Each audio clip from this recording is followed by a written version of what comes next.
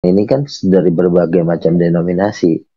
Ada yang bisa bikin mujizat, ada yang penyesat, ada yang tukang sayur, tukang gorengan, gabung semua di Vatikan. Nah, lalu Vatikan membuat stempel bahwa ini adalah punyanya dia, gitu loh. Nah, kalau Vatikan membuat Alkitab itu karena mereka mungkin punya pabrik, mereka punya tim-tim ahli sehingga mereka punya kesempatan bukan menyusun, bukan, mereka punya kesempatan karena mereka mungkin mereka punya kantor, jadi mereka bikinlah Alkitab. Pada dasarnya Alkitab itu sudah ada dari zaman rasul-rasul begitu. Jadi pada saat orang-orang yang gabung di Vatikan ini, yaitu berbagai macam denominasi, cuma main stempel-stempel ini umat gua nggak bisa begitu. Nah, sementara ada yang tidak setuju dengan ajaran Vatikan, ya keluar dia, salah satunya Martin Luther gitu. Kalau Bang Luga mungkin akan, kalau benar-benar seorang nabi, pasti Tuhan akan berbicara banyak hal. Ketika ada jemaat yang bertanya kepada Bang Luga, pasti akan ada info. Tidak selalu seperti itu. Nabi Tuhan nggak bisa diatur. Saya sudah berapa kali bersaksi. Assalamualaikum warahmatullahi wabarakatuh. Berjumpa lagi dengan Jadid HMC ya, channel yang mengedukasi dan menghibur. Di kesempatan kali ini ya, kita akan sedikit flashback teman-teman, karena banyaknya para penonton ini yang baru-baru ikut dunia debat, baru menonton diskusi lintas iman, dan tidak tahu kenapa si Luga ini bisa disebut nabi gitu. Jadi banyak orang yang taunya ini Luga kok ngaku nabi gitu, tapi nggak tahu sejarahnya, awal mulanya, kenapa seorang Luga ini dipanggil sebagai nabi kekristenan. Nah, jadi banyak yang nggak tahu, ya, karena memang baru-baru setahun, 2 tahun nonton. Jadi kita akan flashback ke 3,5 tahun yang lalu, saat pertama sekali Luga mengaku sebagai nabi di channel saya. Jadi yang pertama sekali mempopulerkan, mengangkat Luga sebagai nabi itu saya. Ya, jadi memang di channel saya pertama sekalinya Luga mengaku nabi, dan itu viral teman-teman. Di channel saya sendiri yang nonton ratusan ribu, di re-upload, ya, diberitakan oleh channel-channel yang lain, bahkan ada yang sampai jutaan, karena waktu itu channel saya channel baru ya. Waktu itu kalau nggak salah saya baru 1 bulan lebih channel saya itu, usianya baru 1,5 bulan, itu subscribernya masih sangat kecil, tapi alhamdulillah berkat munculnya Luga langsung naik itu. Saya ingat dari 1000-an, setelah beberapa kali Luga mengaku nabi, menyampaikan penglihatannya di surga dan sebagainya gitu kan, bahkan orang-orang Kristen semua dia masukin ke neraka, itu channel saya langsung naik ke 10.000 dalam waktu seminggu. Ya, saya ingat tuh, semingguan langsung naik 1.000 jadi 10.000, dan itu langsung viral ya, kita live langsung 1000-an yang nonton, setiap live 1000-an. Jadi memang Luga ini sangat berkontribusi di channel saya yang lama, bukan di channel yang ini ya, tapi yang lama, Hidayah Mualaf Channel, yang sekarang masih disita oleh pihak polisi, ya, masih disita kepolisian lantaran fitnah yang dibuat oleh para Polikarpus, yang terus-terusan mencoba untuk mencelakai saya, karena mereka menganggap HMC ini harus dilenyapkan. Gara-gara channel dia, kita ini jadi malu gitu kan, orang-orang Kristen, Polikarpus jadi malu, muncul Luga. Ya, dari channel HMC muncul Luga yang ngaku nabi. Di channel HMC, kekristenan terpecah. Ada Oneness, Unitarian, Triteos, ya, waktu itu kita yang populerkan. Karena sebelumnya teman-teman Muslim, teman-teman Kristen nggak ada yang tahu. Setelah kita hadirkan para pengajar Oneness, ya, pertama sekali mereka bersuara tuh di channel saya, disitulah mulai orang-orang mengenal Oneness, Unitarian, dan melihat pertempuran sesama Kristen. Nah, itulah kenapa saya dulu dipanggil Raja Setan gitu ya. Kalau dibilang teman-teman yang lain ya, Bang Zuma, Nandar, Kores, itu masih bisa bertobat. Tapi kalau si HMC ini udah rajanya setan nih, udah nggak bisa. Ya, mereka begitu marah. Itulah kenapa saya sangat ingin dicelakai oleh para Polikarpus ini. Nah, jadi kalau teman-teman nanya gitu, kenapa mereka benci? Ya, karena mereka menganggap sejak munculnya channel ini, pihak mereka itu babak belur. Karena zaman dulu, 4 tahun, 5 tahun yang lalu, mereka sangat menguasai media sosial. Ya, sangat menguasai. Terus pelan-pelan kita mulai ya, pihak Muslim mulai bermunculan, dan dari channel HMC muncul Goldian, muncul Kores, muncul Bang Handi ya, yang sebelumnya juga jadi admin. Jadi dulu channel HMC ini milik bersama. Di situ ada Goldian, ada Bang Handi, ada Kores, ada Ustadz Awan, ada Farhan, ya mungkin teman-teman tahunya kan sekarang mereka punya channel, tapi dulu mereka admin, ya mereka juga mengelola channel HMC. Jadi ini channel bersama dulunya. Jadi di sini kita akan flashback teman-teman ya. Dan sedikit informasi sebelum ke video, seperti yang saya sampaikan tadi, karena channel HMC dianggap ya mengganggu. Mereka punya upaya-upaya untuk membuat Islam itu jadi minoritas, Islam itu hancur di Indonesia, dan kita dianggap sebagai batu sandungan. Segala cara dilakukan oleh Polikarpus. Setahun yang lalu, sudah setahun lebih malah, setahun setengah yang lalu, mereka melaporkan saya, memfitnah saya yang mengarang ataupun menciptakan HTD. Jadi dia bilang, ya orang-orang aneh ini yang mengaku Kristen seperti HTD, Luga, itu ciptaan saya. Saya difitnah sedemikian rupa, mereka laporkan ke polisi dan mereka buat skenario, ya mereka gunakan segala kekuatan mereka, dana mereka.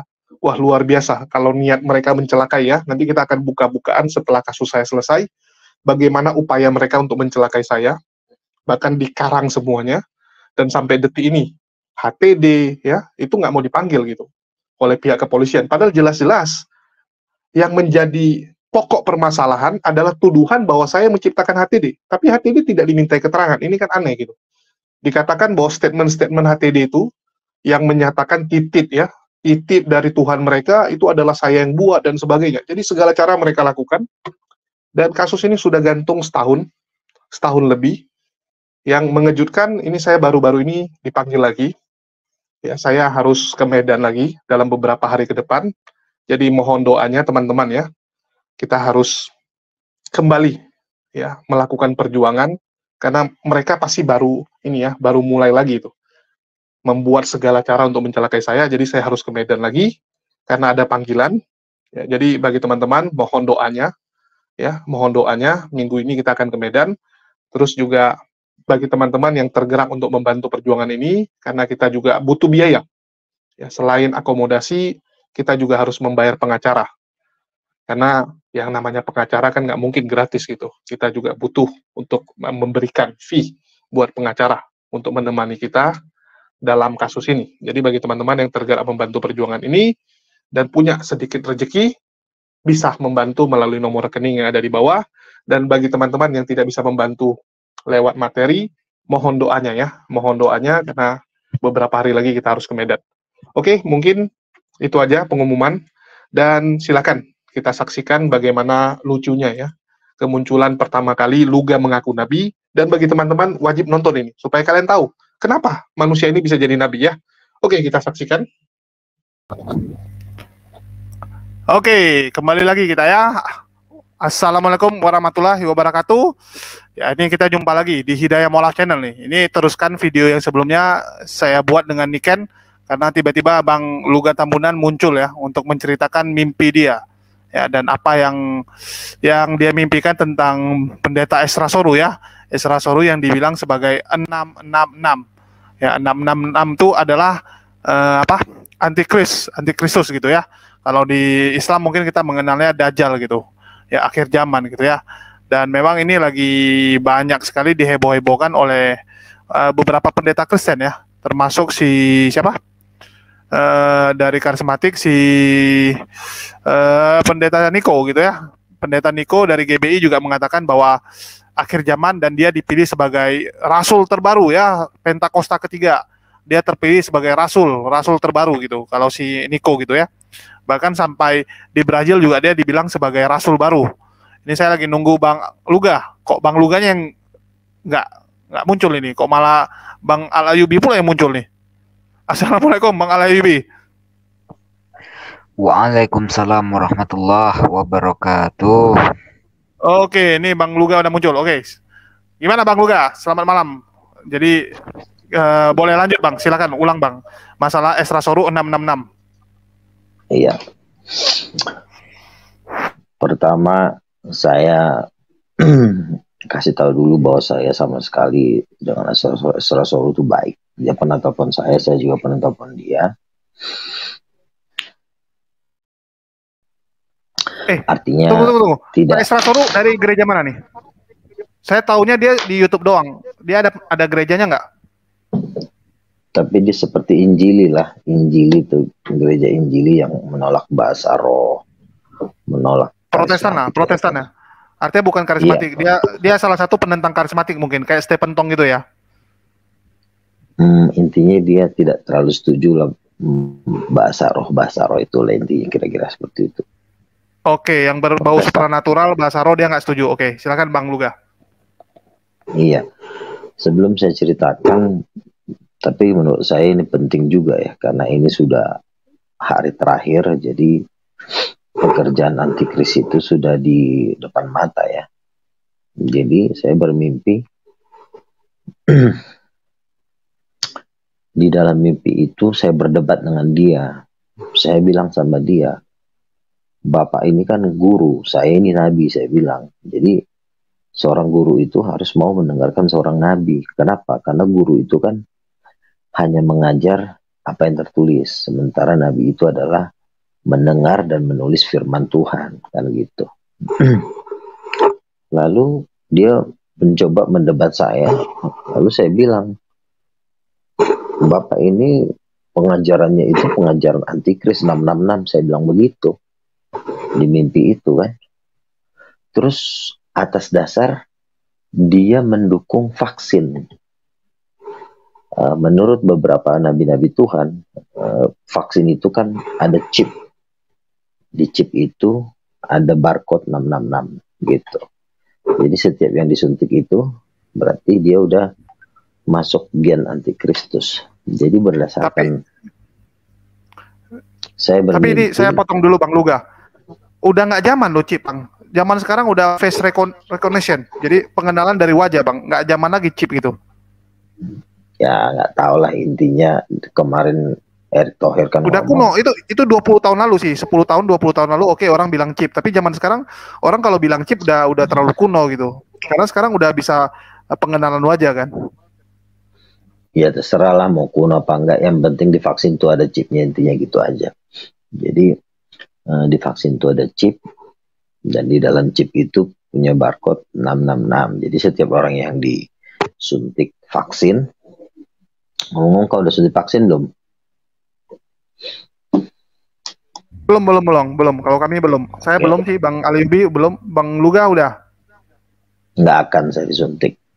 Jadi. Tapi nggak boleh Bang. Kalau nggak disuntik nanti susah ngurus ngapa-ngapain. Ya biarin aja. Kan yang pelihara saya kan Yesus Kristus. Jadi berdasarkan dia mendukung chip, lalu saya mengatakan kepada dia bahwa dia itu adalah pendeta 666 gitu ya. Lalu itu mimpi saya, tiba-tiba saya terbangun, loh saya kaget.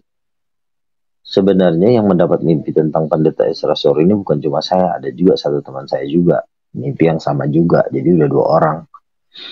Lalu intinya saya akan melihat dia pendeta Esra Soru sangat mendukung Vatikan ya, dia tidak melakukan perlawanan dengan Vatikan. Berarti sementara ada suatu pengajaran yang mengajarkan bahwa Vatikan itu adalah antikris gitu kan. Dan Esra Bang, Soru tapi kalau nggak ada Vatikan nggak ada kalian loh Bang. Kalau nggak ada Vatikan nggak ada Kristen yang lain loh. Siapa yang bilang ngaco? Ya, itu kan bohong. Contoh Protestan gitu. Protestan itu kan muncul dari Martin Luther. Ya kalau nggak ada Vatikan ya Martin Luther juga nggak ada gitu. Begini tuh ceritanya. Begini dengerin. Sebelum ada Katolik, 12 rasul itu udah membuat mujizat. Jadi bukan Vatikan yang mengajarin 12 rasul bikin mujizat. Berarti Enggak, maksudnya sejarah gini Bang, kan itu sebagai Vatikan itu sebagai rumah lah gitu. Kalau nggak ada rumahnya kan agama Kristen bisa jadi punah dulu, udah punah duluan. Begininya gitu. Itu Vatikan itu ibarat kata cuma menyediakan rumah, tetapi kan ya, orang-orangnya kan dicomot dari mana aja. Kamu juga ngerti dong. Sama kayak kamu bikin GBI, otomatis kan jemaat GBI kan kamu ambil dari mana aja kan. Dari gereja A, gereja B kamu kumpulin, maka kamu bikin jadi GBI. Sementara orang-orang yang ada di GBI itu adalah orang-orang comotan dari gereja lain. Sama juga dengan Vatikan. Vatikan ya, didirikan misalnya. Kalau nggak ada dia nggak ada Alkitab loh Bang, nggak ada Alkitab nanti. Dengar dulu. Oke. Vatikan didirikan dia apakah dia nginjil? Kan enggak, dia kan ngumpulin gereja-gereja yang ada di situ, suruh masuk, suruh daftar namanya jadi anggota Vatikan. Nah, anggota-anggota Vatikan ini kan dari berbagai macam denominasi. Ada yang bisa bikin mujizat, ada yang penyesat, ada yang tukang sayur, tukang gorengan, gabung semua di Vatikan. Nah, lalu Vatikan membuat stempel bahwa ini adalah punyanya dia, gitu loh. Nah, kalau Vatikan membuat Alkitab itu karena mereka mungkin punya pabrik, mereka punya tim-tim ahli sehingga mereka punya kesempatan bukan menyusun, bukan, mereka punya kesempatan karena mereka mungkin mereka punya kantor, jadi mereka bikinlah Alkitab. Pada dasarnya Alkitab itu sudah ada dari zaman rasul-rasul begitu. Jadi pada saat orang-orang yang gabung di Vatikan ini yaitu berbagai macam denominasi, cuma main stempel-stempel ini umat gua nggak bisa begitu. Nah, sementara ada yang tidak setuju dengan ajaran Vatikan, ya keluar dia, salah satunya Martin Luther gitu.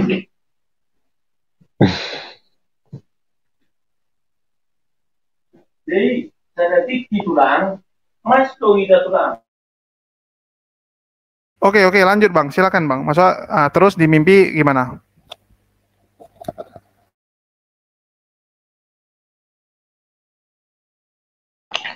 Di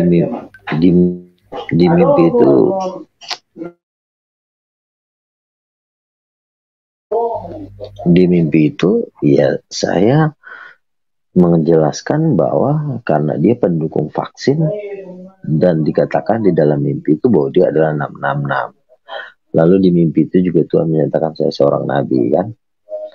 Nah, ya udah jelas seorang pendeta dan guru tidak bisa melakukan pekerjaan nabi. Nabi pun tidak bisa melakukan pekerjaan pendeta.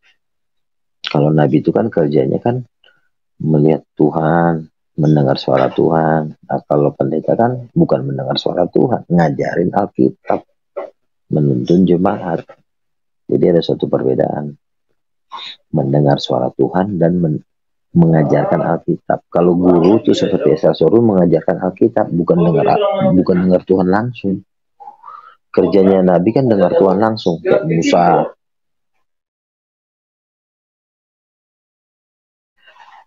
Kayak Musa naik ke Gunung Kudus, dia mendengarkan suara Tuhan langsung. Nah, pendeta-pendeta seperti Gilbert, seperti pendeta-pendeta besar lah, mau duitnya 1 triliun kayak, gak penting lah.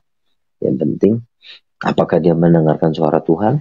Kalau dia nggak dengerin suara Tuhan, ya dia bukan nabi, berarti dia pendeta doang. Nah, cuma kan asumsi di masyarakat ini bahwa pendeta itu adalah segalanya. Salah, pendeta itu cuma bagian dari 5 jawatan. Jadi setiap guru dan pendeta yang tidak mau mendengarkan nabi, ya lautan api dan belerang, masuk neraka lah. Itu aja.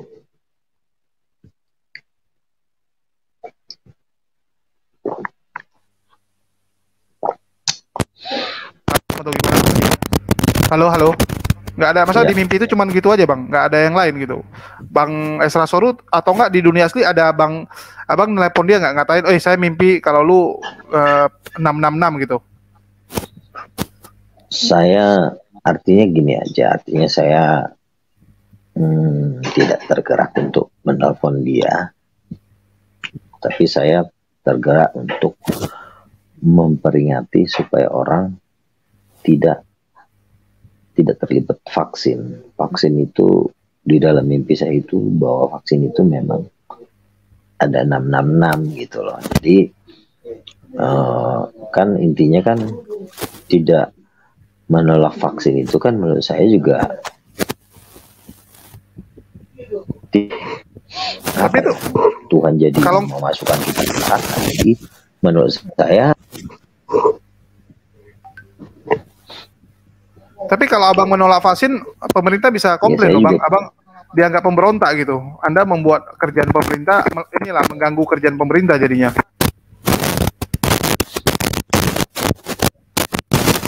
Mempersulit kerja pemerintah nanti dianggap bang. Halo. Kan begini, saya tidak bermaksud menghambat pekerjaan pemerintah. Pemerintah kan kerjanya kan cuma kasih makan rakyat, bukan membawa rakyat ke sorga, ya kan? Pemerintah kerjanya memberikan rakyat makan supaya rakyat hidupnya makin gemuk, makin sehat. Pemerintah bukan bertugas membawa rakyat ke sorga. Yang membawa rakyat ke sorga itu adalah Nabi Tuhan, hamba Tuhan. Nah, hamba Tuhan juga harus didengarkan oleh raja. Kenapa? Karena setiap raja yang tidak mendengarkan Nabi, ujung-ujungnya kan jadi tukang sayur. Kayak si Raja Saul, kayak raja-raja Israel, semua kan jadi tukang sayur gara-gara nggak dengerin Nabi. Jadi tukang sayur. Ya iyalah, sekarang tugasmu kan cuma jualan. Tugas pemerintah kan jualan, mengembangkan pariwisata, mengembangkan perdagangan sayur biar beras makin banyak. Ya dia kan pedagang gitu. Kalau Nabi kan kerjanya bukan jualan.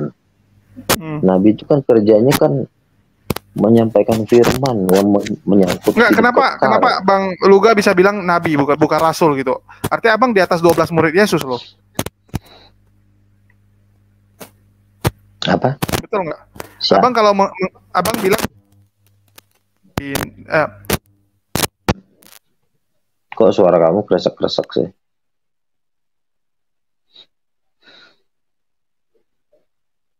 Mic-nya agak rusak.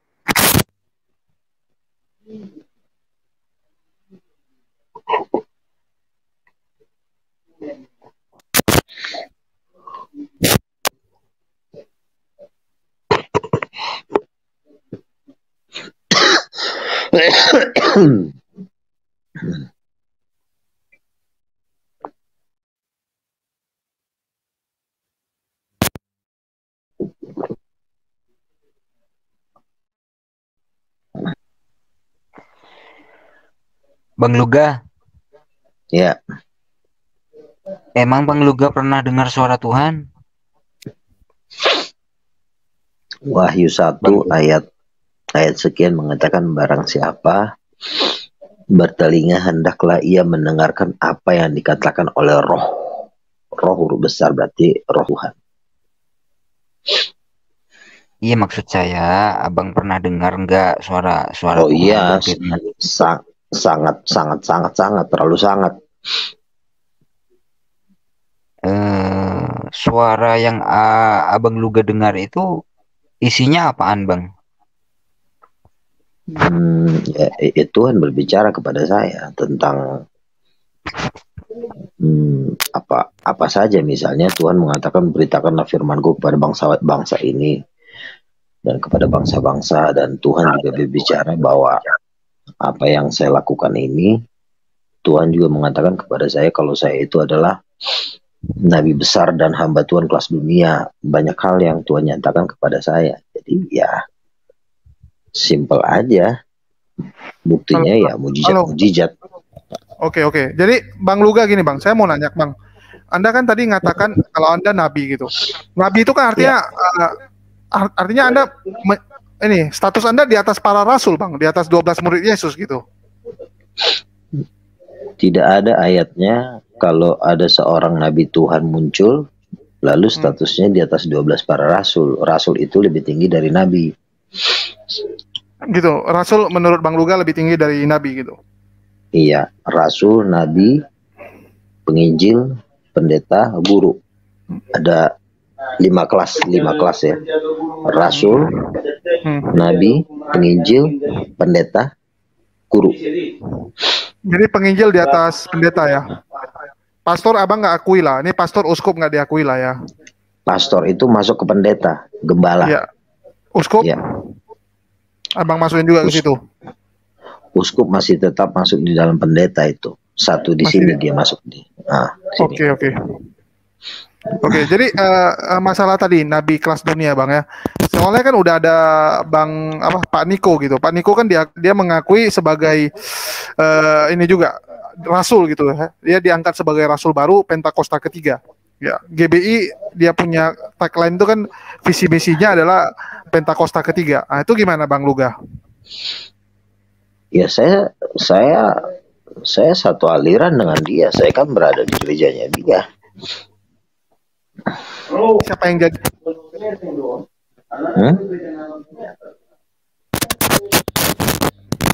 Artinya abang Rasul dia nabi gitu atau gimana bang? Bukan.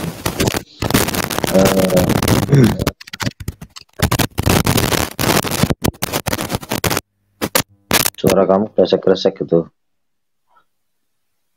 Pak Niko itu bisa kan, seseorang tuh biasanya bisa dapat 2-3, ada yang dapat Injil Nabi Rasul, ada yang mendapat Rasul Gembala kayak seperti itu.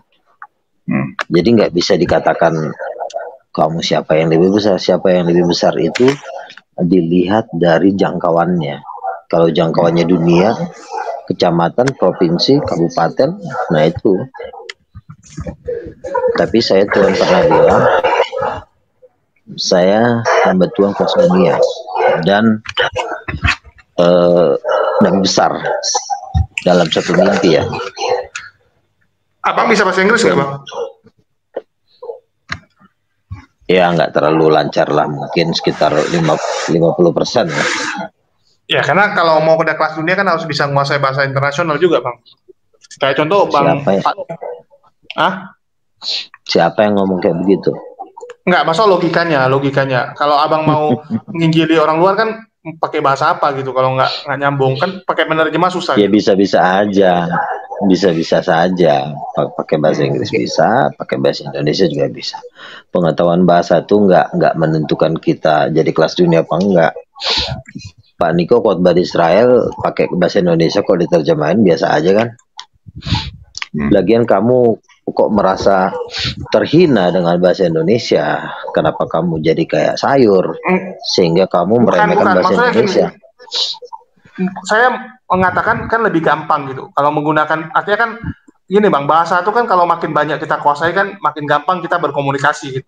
Contoh saya bisa bahasa Batak. Saya ngomong sama Bang Luka bahasa Batak kan mungkin Bang Luka lihat, oh mantap nih kawan nih bisa bahasa Batak gitu. Lebih nyambung gitu, lebih enak gitu ngomongnya. Oke, dengerin. Yang The Last Giant itu ada di Indonesia, bukan ada di Inggris. Ngerti kamu? Muslim terbesar dunia itu Indonesia, bukan Inggris. Kamu mau mengkristenkan apa mau Islamkan? Dengerin dulu, diam. Muslim terbesar itu ada di Indonesia. Jadi lo ngomong di sini pakai bahasa Indonesia apa pakai bahasa Inggris? Indonesia. Makanya target abang adalah Indonesia. The Last Giant itu Indonesia, bukan Inggris. Berarti lo ngomong pakai bahasa Indonesia, bukan Inggris. Begitu cara mainnya. Bagaimana dengan India sama Cina, bang? India sama Cina kan bisa dikristenkan juga dan besar itu, bang. Iya, tetapi kekuatan terbesar itu Muslim, bukan Buddha, bukan Hindu. Yang paling kekuatan musuh terbesar kekristenan itu adalah Islam. Makanya yang perlu dihantam adalah The Last Giant, Muslim terbesar dunia. Dan Muslim terbesar dunia itu bukan di India, tetapi di Indonesia. Ya gue wajar pakai bahasa Indonesia. Kenapa lo harus maksa pakai bahasa Inggris? Suruh mereka belajar bahasa Indonesia. Saya nanya bang, saya nggak maksa gitu. Cuman ini bang, ada juga kalau dari data bahwa negara Muslim terbesar dalam 10 tahun ke depan ini berubah, bukan Indonesia lagi, tapi jadi Pakistan bang. Pakistan yang jadi besar. Enggak. Muslim terbesar terakhir itu Indonesia. Indonesia habis dalam 2 tahun ke depan ini menjadi Kristen, seluruh bumi habis. Seluruh bumi menyembah Yesus. Pakistan gimana bang? Pakistan juga gede Muslimnya bang. Pakistan sekarang nomor 2. Nanti bentar lagi nomor 1 dia mungkin. Nigeria juga sama. Nigeria juga Muslimnya gede. Indonesia habis. Islam seluruh bumi habis. Itu patokan. Bukan Arab jadinya, bukan Arab. Indonesia yang terakhir. Indonesia habis, ini seluruh bumi habis sudah. Nggak, ini mimpi atau dari mana bang? Ini nubuatan dari konferensi 2 dunia di World Prayer Assembly yang diadakan di Sentul International Convention Center. Itu dihadiri oleh 150 negara kalau nggak salah. Saya hadir di situ. Jadi mereka menubuatkan Indonesia the last giant, Indonesia yang terakhir, Indonesia habis, seluruh bumi habis. Oke, 2 tahun Bang. Artinya 2 tahun dihitung dari 2020 atau 2021, 2023 nih? Hitung dari sekarang. Jadi 2021, artinya 2023? Iya, betul. 2023 awal tahun atau akhir tahun nih Bang? Biar kita catat nih. Ya, nggak perlu dicatat lah, intinya dalam tempo 3 tahun ini habis lah. Jadi kira-kira dari Bang Luga, kan nggak mungkin gerak sendiri Bang, pasti harus ada tim gitu. Kira-kira gimana Bang? Ya, saya kan berafiliasi dengan gereja-gereja besar dunia. Saya kan disupport oleh gereja-gereja besar, ya saya bagian apologet, yang mereka mendukung, ya gitu aja, simple. Iya, tapi kan oke, artinya gereja besar dunia udah mensupport Bang Luga nih. Saya. Hah?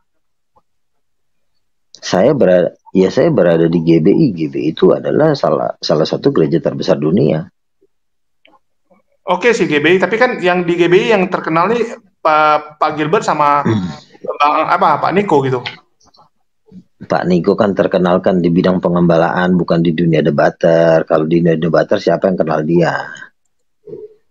Mana sih lo? Ini masuk kalau di dunia gereja, bagian khotbah, yuk kita mari biar sembuh, ya yang megang Pak Niko. Tapi kalau di dunia apologet, suruh Pak Niko debat sini, bisa nggak? Kita juga harus tahu bidang-bidangnya. Akhirnya untuk debat Bang Luga lah, ujung tombaknya nih, ujung tombak GBI. Iya, bukan berarti saya katakan seperti itu. Artinya saya maju di dalam debat, ya kan, masalah. Tapi buktinya kan justru mereka bilang sama saya begini, aduh Luga, tolong deh Pak, jangan pakai gereja kami deh, nanti gereja kami dihancurin untuk debat. Kan saya sering mau pakai gerejanya Pak Niko untuk bikin debat. Tolonglah Pak, janganlah Pak, nanti kami dibakar, dibunuh. Berarti kan dari jawabannya aja kalau udah tahu artinya apa. Tapi nggak membantu ini dong, artinya nggak membantu visi Tuhan gitu kalau kayak gitu. Kalau iya, takut. Mereka kan ngomong gitu kan karena memang apa ya, ngagetin gitu loh. Membantu, tapi kan kalau ketakutan kan butuh doa puasa lagi supaya butuh keberanian gitu. Ya diajak aja doa puasa gitu Bang, supaya berani gitu. Ini namanya visi. Kalau visi Tuhan itu kan harus dibantu. Iya, dan sebagian mereka besar sudah mulai berani karena kita sering berdebat dan mereka juga sudah mulai berani, dan mereka akhirnya kan keluar semua kan ke YouTube, semua keluar kan, muncul semua ke permukaan. Oke. Jadi Bang Luga kira-kira nih Bang, pengen debat di dunia nyata lah kita bilang ya, jangan di YouTube aja tapi di dunia nyata dibikin kayak acara besar gitu ya mungkin ya. Itu target Bang Luga. Saya kan tadinya kan memang rencana mau debat di Stadion Gelora Bung Karno. Oke, di Bung Karno. Kan karena masih COVID kan, ya kita tunggu aja lah. Artinya. Ini sama siapa pengen ya Bang? Sama siapa? Oh, siapa aja, mau Zakir Naik, mau siapa, mau Koginta udah meninggal, mau siapa aja. Enggak, kan pasti biasa ada target. Dari Bang Luga ada target nggak? Iya, cuma targetnya udah pada hancur semua. Tinggal siapa nunggu yang mau maju aja, yang maju saya pukul gitu. Kira-kira dari Bang Luga melihatnya siapa yang cocok untuk menjadi penantang Bang Luga untuk sekarang? Saat ini memang saya belum punya gambaran karena tadi target saya Zakir Naik dan Ustadz Moko Ginta. Cuma Ustadz Moko Ginta sudah meninggal. Ya sekarang saya tinggal nunggu ke depan, lihat siapa aja yang kira-kira pas untuk dilawan. Karena menurut saya juga semua udah jadi sayur semua, termasuk Yaya Waloni juga udah nggak jelas. Oke. Atau dibikin kayak Bang Luga versus 10 orang atau keroyokan gitu kan keren Bang. Nah, bisa. Lawan banyak gitu. Bisa lah. Gitu. Ini ada yang bilang sama Nandar aja kalau nggak Bang. Ya, Nandar kan udah kemarin sekali banting gudubrak langsung jatuh patah leher.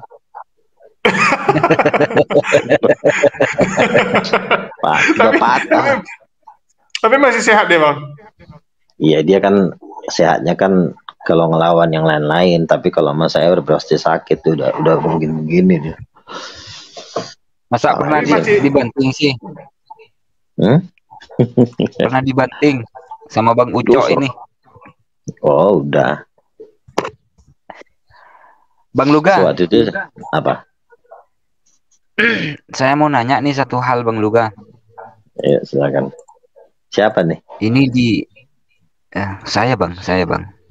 Siapa? Apa nggak terkenal Bang? Ayubi nggak terkenal nih, nggak tahu Bang Luga. Oh tukang sayur yang dari Pasuruan. Yuk silakan Kak Bapak.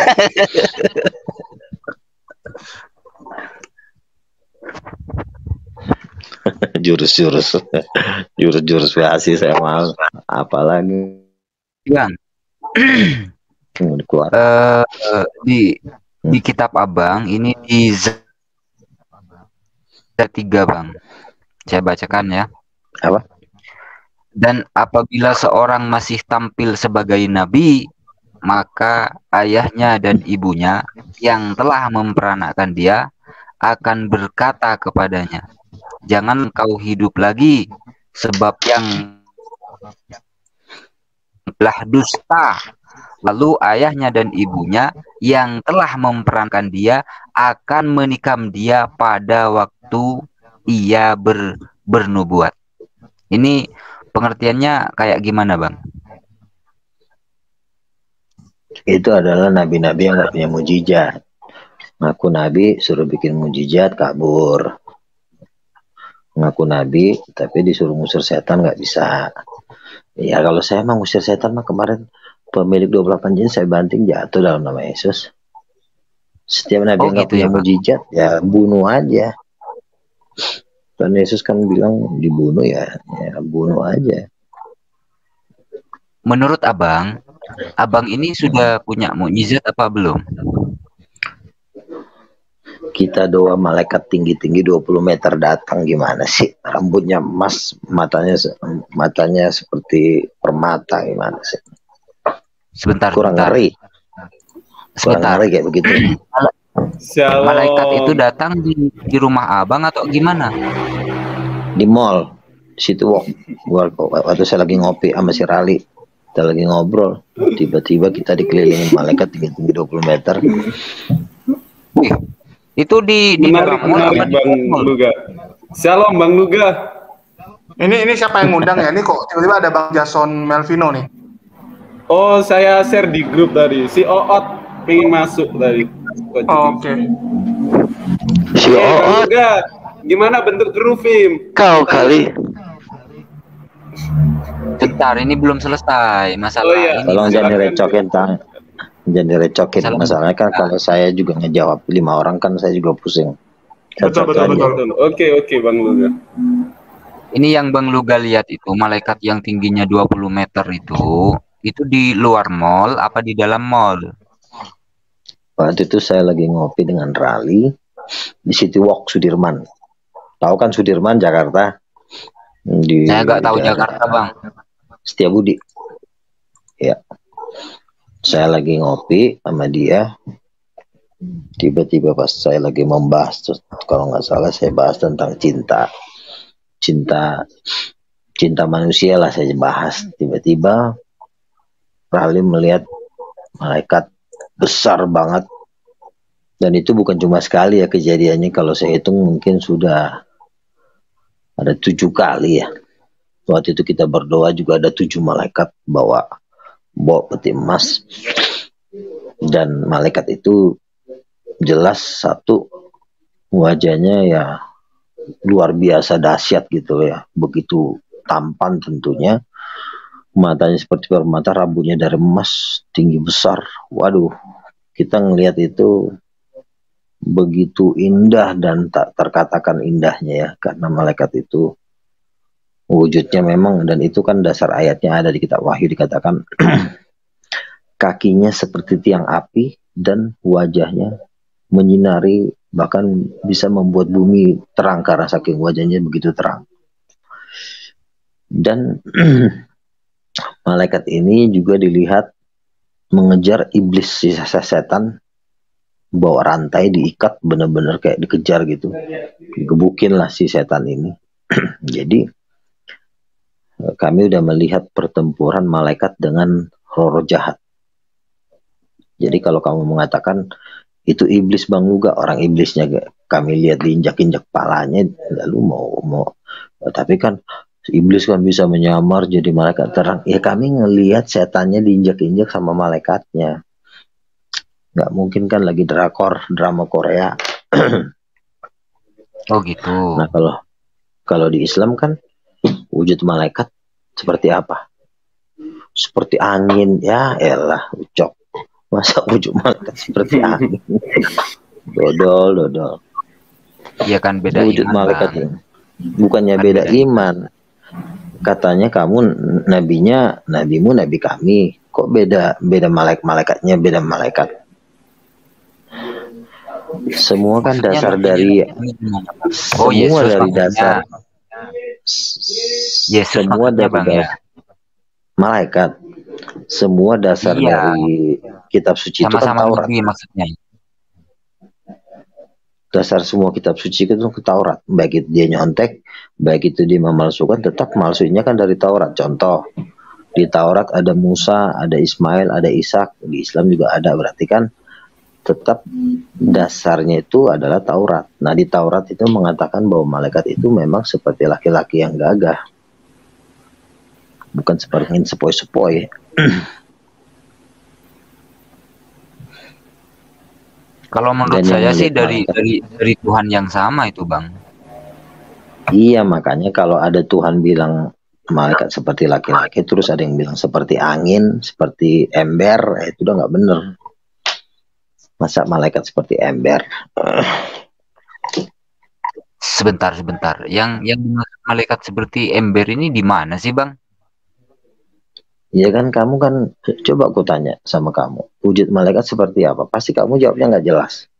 Dia cahaya, iya cahayanya seperti apa? Kan nggak jelas jawabnya. Ya, kalau nggak jelas kan ember namanya. Enggak, Bang, karena kita jika iya katakan iya, jika tidak jangan katakan tidak. Jangan dia katakan tidak, sebab itu berasal dari yang jahat. Kalau kita tidak tahu ya kita katakan tidak tahu. Itu kata Nabi saya di dalam Matius 7:22. Gabriel katanya sayapnya 500. Menurut kamu benar apa bohong? Itu termaktub di mana sayapnya 500, Gabriel? Ustadz yang ngomong nggak tahu, Ustadz bacanya dari mana saya juga nggak tahu.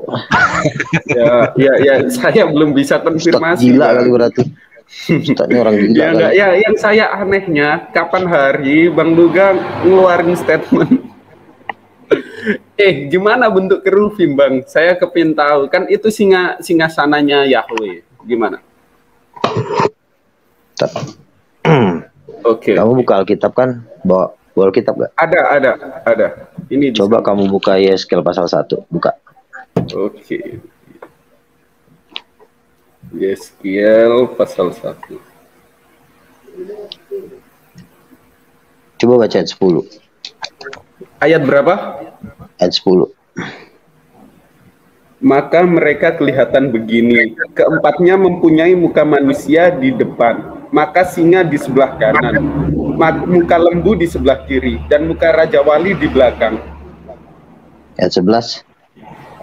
Sayap-sayap mereka dikembangkan ke atas, mereka saling menyentuh dengan sepasang sayapnya, dan sepasang sayap yang lain menutupi badan mereka. Masing-masing berjalan lurus ke depan. Silahkan.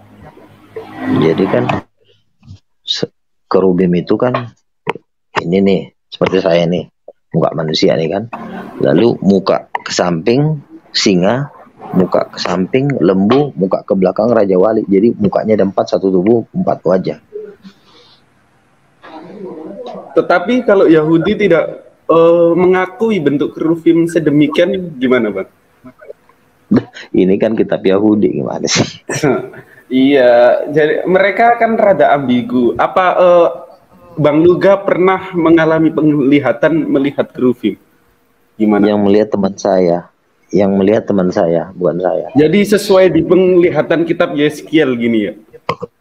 Iya, wajahnya ada 4. Keren. Orang Yahudi itu percaya kerubim. Kamu coba tanya si tahu. Billy, si Ishak, si siapa tuh, si Valen, kamu tanya dia percaya kerubim. Tapi kalau serafim, mereka cuma tahu 6 sayap, tapi nggak tahu wajahnya, karena wajahnya cuma tertulis di kitab Wahyu. Nah gini, kalau Muhammad benar-benar naik ke sorga, dia pasti ngeliat ini. Tapi dia waktu Isra diangkat ke sorga. Iya, dia ngeliat ini nggak? Ngeliat kerubim nggak? Kalau tidak tertulis, dia diangkat ke langit ke-7 kalau saya tidak salah, tolong dikoreksi. Tetapi tidak ada tertulis bahwa keruvim sedemikian di dalam hadis maupun di Al-Quran. Ya berarti kan Muhammad benar-benar tidak pernah ke sorga karena dia nggak tahu, dia nggak lihat. Karena Musa juga membuat lukisan kerubim di pada tabut perjanjian kan, itu di tabut perjanjian. Itu namanya ada sepasang kerub, di tengah-tengah kerub itu ada tabut, terus di bait suci Salomo juga itu ukiran kerub semua. Makanya kalau misalnya digali Masjid Al-Aqsa itu misalnya dihancurkan terus digali, di bawahnya Masjid Al-Aqsa itu pasti gambar kerub banyak. Katanya tabut perjanjian sudah nggak ada, Bang. Bukannya sudah tidak ada, tapi mungkin masih disimpan di mana kita juga nggak tahu, tapi itu rahasia Tuhan lah. Oh ya. Kalau Mikael yang perang lawan naga, Bang Luga tahu bentuknya? Atau semua malaikat itu sama wujudnya? Gimana? Kan di kitab Wahyu dijelaskan Mikael bersama para malaikatnya perang melawan naga. Wajah pada dasarnya sih naga itu menarik sepertiga dari bintang-bintang di sorga. Artinya Lucifer itu menarik sepertiga malaikat untuk menjadi pemberontak melawan Tuhan. Naga ini hanya melambangkan sifat jahatnya Lucifer. Sifat jahatnya Lucifer itu seperti ular. Ular yang paling tua kan naga. Jadi di sini sebenarnya hanya gambaran dari lambang. Sebenarnya itu Lucifer. Lucifer itu adalah sebenarnya dia makhluk malaikat yang paling tampan. Tapi karena dia memberontak melawan Tuhan, dia digambarkan seperti ular karena waktu yang menggoda Adam dan Hawa di Taman Eden juga kan ular. Jadi itu sebenarnya lambang dari binatang yang jahat, binatang yang mematikan. Ular itu kan binatang yang sangat ganas ya, sangat mengerikan, tiba-tiba patok mati gitu. Jadi itu hanya gambaran. Aslinya adalah Lucifer melawan Mikael. Mikael itu kalau saya baca dari beberapa orang yang sudah ketemu dengan Mikael itu wajahnya sangar, garang. Kalau Gabriel wajahnya agak lembut. Lucifer wajahnya juga agak lembut, tapi yang muka garang tuh Mikael. Makanya dia panglima perang. Panglima perangnya Tuhan dia itu. Tukang pukulnya Tuhan. Oh, siap.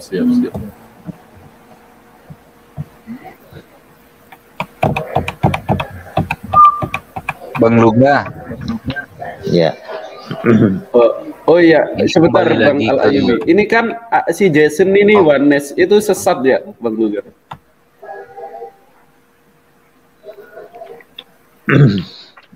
Sebenarnya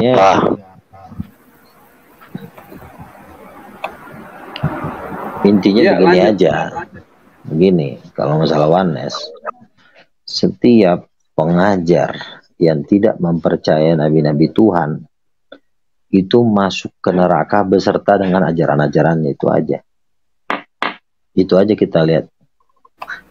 ciri-ciri dari Kristen masuk neraka ini adalah dia tidak mau mendengarkan suara nabi-nabi Tuhan. Sama seperti di zaman Yesus, ahli-ahli Taurat membunuh Nabi Yohanes Pembaptis, membunuh Yesus, ya kan? Nah, kekristenan juga begitu. Sebenarnya yang paling mengerikan di dalam kekristenan, musuh terbesar kekristenan adalah bukan Muslim. Kenapa? Karena Muslim itu adalah orang yang masih belum mengenal Yesus. Kalau dia berbuat suatu kesalahan, ya itu masih bisa dimaklumi. Tetapi yang paling mengerikan adalah orang yang sudah tahu firman, tapi tidak mau melakukan firman. Itu hukumannya 1000 kali lipat. Kalau Muslim tidak mengenal Tuhan, tidak mengetahui firman, jikalau mereka melakukan suatu tindakan kejahatan, hukumannya lebih ringan, karena mereka memang nggak tahu hukum. Tetapi kalau orang Kristen udah tahu firman, tapi nggak mau melakukan, wah itu paling habis itu di neraka itu. Siksanya paling gila itu. Betul. Itulah ahli-ahli Taurat. Ahli-ahli Taurat itu kan kata Yesus hukumannya 2 kali lipat. Hukumannya paling mengerikan karena ahli kitab kok tahu semua kitab tapi malah membunuh Yesus. Waduh. Itu ibarat kata tuh pantatnya itu udah bukan besi panas lagi. 1000 kali ditusuk. Betul, di dalam 1 Yohanes 2 sendiri dijelaskan kalau antikristus itu berasal dari antara kita. 1 Yohanes 2:18 ayat 19 dan seterusnya. Silahkan betul. Bang Al Ayubi. Bang Luga, begini Bang Luga. Kalau menurut Bang Luga ya sebagai seorang nabi ya, nabinya umat Kristen, pendeta-pendeta atau jemaat-jemaat yang tidak mengakui Bang Luga sebagai nabi, mereka masuk surga, masuk neraka atau gimana Bang Luga? Masuk dapur api tentunya. Begini. Enggak, misalnya gini, di sini kan ada Jason, ya kan, ada Jason Malvino, ada si MKC juga, ada Tanpa Ragi juga. MKC juga mengaku nabi, Tanpa Ragi juga mengaku nabi gitu. Secara tidak langsung dia kan tidak mengakui Bang Luga sebagai nabi gitu loh. Nasib mereka gimana Bang Luga? Itu lautan api dan belerang. Kan gini ya. Kalau masalah lah, Luga Tambunan itu katakanlah mereka tidak akui sebagai nabi. Tetapi kan kalau mau dikatakan salah satu penggebrak dunia debat kan saya. Ibarat kata kan mereka ini kan ibarat kata masih baru-baru muncul. Betul, masih kroco gitu ya. Ya saya nggak ngomong gitulah, ntar dibilang sombong. Jadi artinya kalau dibilang dalam perhitungan bisnis, ya ibarat kata masa lo baru nongol terus lo sok-sok ngelunjak kan gitu kan. Kecuali udah gigi lo udah panjang, ini masih enggak, ini maksud saya bukan ini Bang, bukan urusan bisnis atau apalah namanya itu kan. Tapi yang saya pernah dengar, si MKC itu juga pernah mengaku nabi, si Tanpa Ragi juga pernah mengaku nabi gitu kan. Nah, nasib-nasib mereka itu kalau tidak mengakui Bang Luga sebagai nabi, nasib mereka itu seperti apa Bang? Begini, kalau Muhammad KC mengaku nabi dengan Tanpa Ragi, dia sebenarnya bukan mengaku nabi, dia lagi bercanda. Ya, saya tonton YouTube-nya. Beda, pengakuan nabi dia berbeda dengan saya. Jadi saya tidak menganggap mereka. Tetapi kalau kamu tanya, apakah kalau mereka tidak mengakui Bang Luga sebagai orang yang mendapatkan suara Tuhan, ya berarti kan kalau dia tidak mengakui saya nabi, berarti dia menganggap saya setan. Iya dong, setan dong berarti kan. Kalau bukan nabi berarti setan. Betul. Iya kan, ini simpel aja. Berarti kalau dia bilang dia setan, ya maka kebalikannya, lu jauh lebih setan kan, gitu aja. Gitu. Simpel aja kan. Contoh. Tapi yang saya pernah dengar dari MKC itu ya, dia katanya ya mengaku nabi, dapat firman, dapat wahyu itu di mana saja katanya Bang gitu. Gini, Kalau dia dapat, kalau dia sebagai seorang nabi, minimal dia saat berdoa malaikat datang atau Tuhan Yesus datang. Itu ciri-cirinya. Lagi doa nih, tiba-tiba datang tinggi 3 meter, 4 meter. Itu berat itu kalau begitu. Tapi kalau cuma wahyu, itu baru hanya pewahyuan. Bentar Pak Ayubi, ini kok Pak Luga bawa-bawa rekan Kristiani sendiri ya? Loh, ini kan saya cuma memang di sini. Saya di sini memang lagi bahas kekristenan, Pak. Saya lagi bahas kekristenan di sini. Temanya aja kan mengenai 66. Ini Bang Luga. Kebetulan si siapa? Si Jason Malvino ini kan termasuk orang yang tidak mengakui Bang Luga sebagai nabi gitu. Betul. Bang Luga ya, saya harus buktikan dulu, bukan hanya klaim. Kita kalau membuktikan itu nggak boleh lama-lama, bro. Masa kamu ngebuktiin sudah 6 tahun kamu kenal sama saya, kamu belum sampai hari ini nggak kelar-kelar kerjaan. Oke, gampang saja untuk membuktikannya. Coba silakan bernubuat untuk saya, Pak Nabi Luga Hon Tambunan. Kok pergi sih? Sabar Jason. Lagi cari kitab nabinya. Paling ada kitab. Silakan Jason tanya kepada Nabi Luga. Oke, karena di dalam PL seorang pelihat yang dipakai Tuhan itu bisa untuk dimintai istilahnya info dari Hashem atau Adonai sendiri.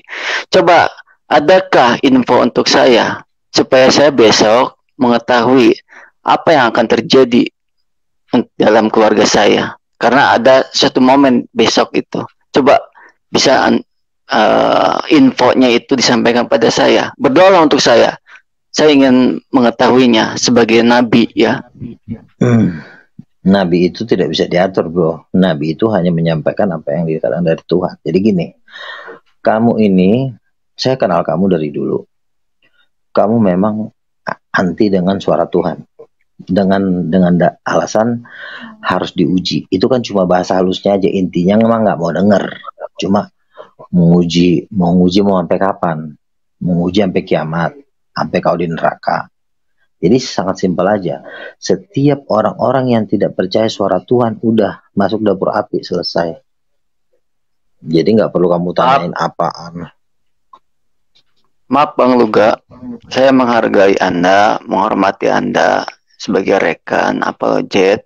Tetapi jikalau Anda menyatakan suatu pernyataan tanpa pembuktian, ya kami pasti akan menahan diri untuk menyatakan Anda sebagai nabi, gitu. Makanya terlihat di zaman PL itu biasanya kalau dimintai itu info dari Hashem atau Adonai, pasti ada infonya. Nggak begitu juga kayak Bang Luga harus menunggu dulu. Pasti Tuhan akan berbicara, apalagi Samuel. Kan begini, kan saya sudah bilang, saya sudah banyak bersaksi kan. Saya berdoa malaikat datang, saya berdoa Tuhan Yesus datang, dan itu bisa saya katakan hampir 10 kali lah. Saya sering mendengarkan suara Tuhan. Saya fight dengan pemilik 28 jin, dengan dukun-dukun, dengan setan-setan. Saya berkata kepada Evi, kamu akan dibawa ke sorga, dan dia masuk Kristen dan dia dibawa ke sorga. Sudah terlalu banyak kesaksian yang saya berikan, tetapi kamu masih tetap mau menguji.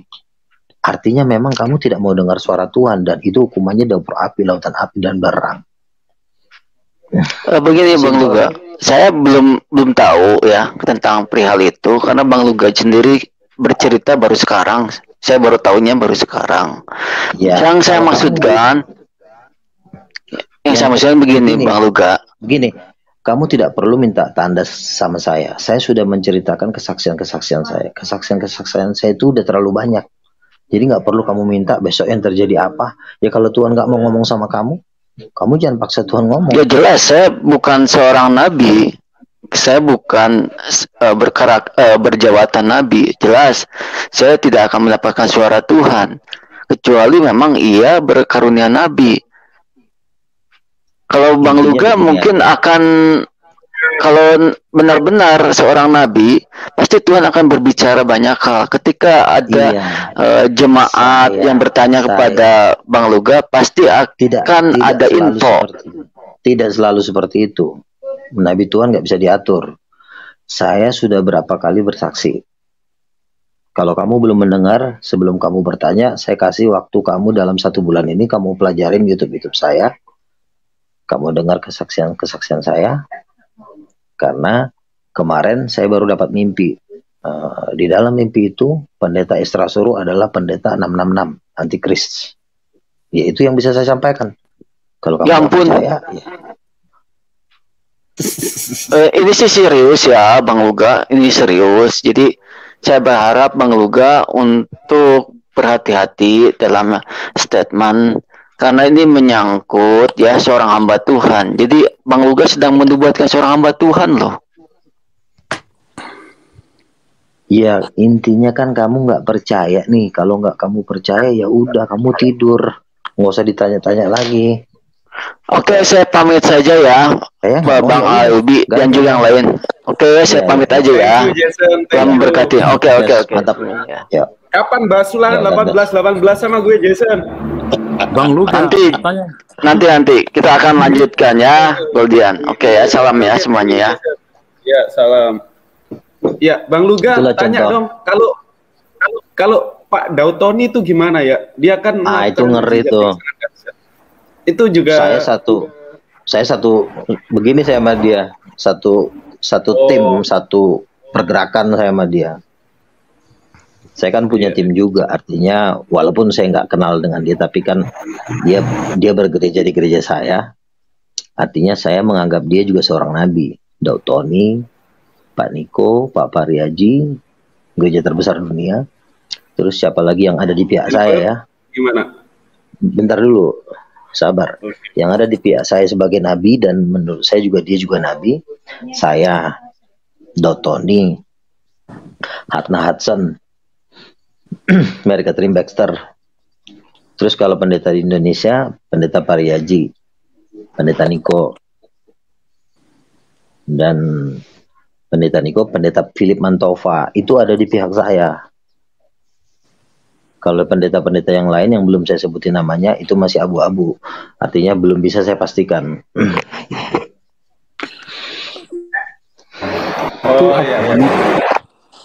Mereka kan hanya penginjil biasa kan, penginjil pendeta gitu kan. Itu bukan nabi, itu kan saya satu hal yang sangat itu.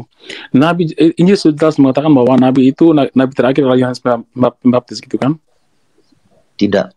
Di Kisah Para Rasul itu ada dikatakan Nabi Agabus, Simon, Barnabas itu nabi semua tuh. Tapi keberadaan mereka tidak seperti pengajar di dalam Kisah Para Rasul kan ya Bang Luga. Ada itu. Ada. Rasul Paulus juga termasuk nabi. Rasul Paulus, Rasul Yohanes juga nabi. Yohanes penginjil itu. Rasul yang penulis kitab Wahyu itu kan nabi juga tuh sebenarnya. Tapi kan tidak, yang dia lebih terkenal disebut sebagai rasul. Paulus juga lebih terkenal disebut sebagai rasul. Padahal sebenarnya mereka nabi. Ya.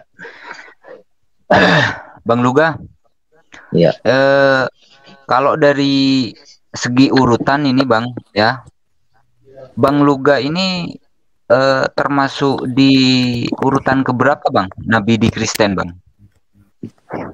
26C.